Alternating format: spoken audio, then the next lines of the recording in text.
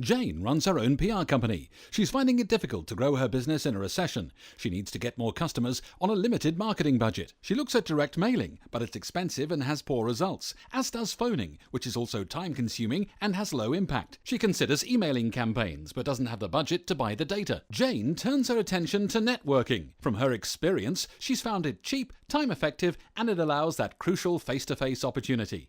It's brought her a few clients in the past, and it makes sense that in a recession there'll be many other business owners doing the same.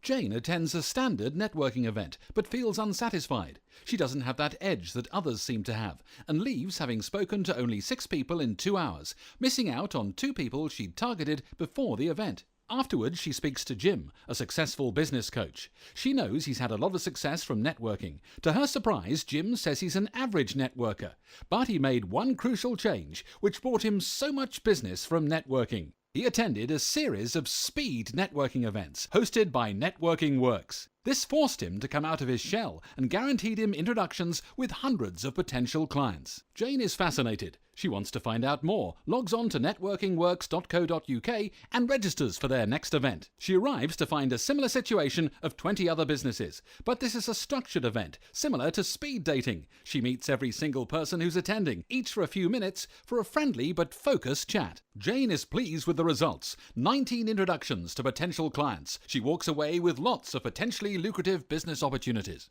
Register for the next event and watch your networks expand, bringing you more results, more contacts and more business, faster than any other method. Networkingworks.co.uk. Connect